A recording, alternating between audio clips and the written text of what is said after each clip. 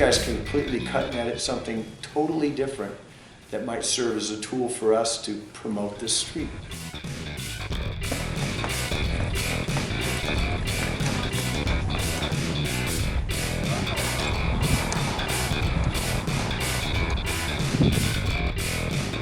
My name is Jay Allen, Jayallen.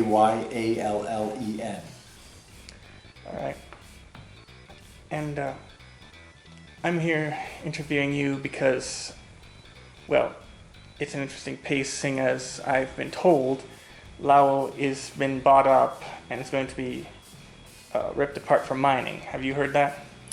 Rumors are a funny thing, and a lot of people have asked me, "Are you moving out? Are you being forced out?"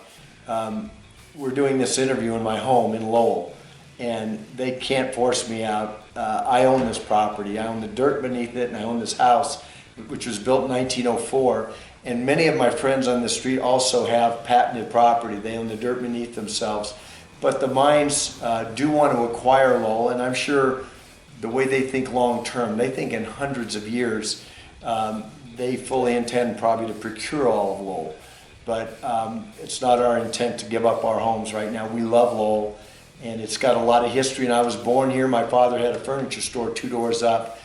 But I must tell you, we are bringing Lowell back. We are reviving the look of what Lowell once was.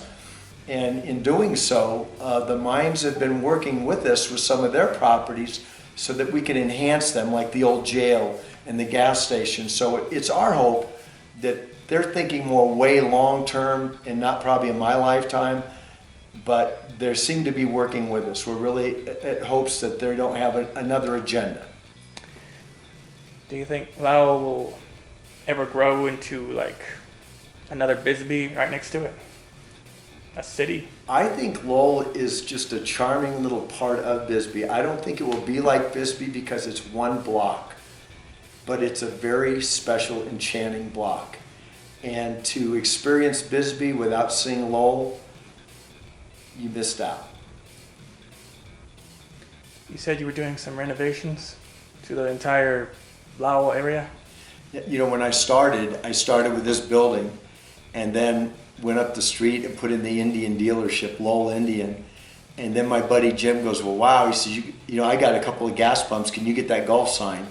And now we've got a contingency, and we have some very talented people like David Rose of Dave Rose Photography who wants to be a part of this. So if you've seen Lowell and you think it's cool, it's a work in progress. It will never stop as long as we live on this street. It will constantly evolve backwards into our past. As you look over my shoulder, you see some classic gas pumps. And those 2 shale oil pumps back there, they're going to be up the street, as well as I have a 1949 GMC tow truck that I'm bringing out of South Dakota. So again, this is just a work in progress. It's never going to stop. So if you've seen Lowell, come back and see it again, and it's just going to constantly evolve. What would be your message to the people watching? Okay. Like I said earlier, without a past, there isn't a future. We need to know our history. We need to understand it. And we all have purposes in life. And my purpose is a historian.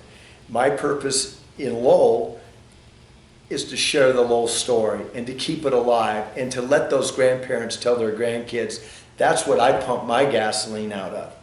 And to share the legacy of a life that they treasured so much, which is now somewhat of a distant memory. But when you step into Lowell, you step into the good times. You step into the real America. When the United States was the United States, it hadn't been completely engulfed by the world that invested in it. We were a small country, and Lowell was a very special place, like most of this country, but there's very few streets left that resemble what it used to look like. So I would tell everybody out there, please come and visit Lowell. And when you see other places like Lowell, support them. And also support anything that encompasses our history. Hold on to it, because without it, we don't know where we're going to end up.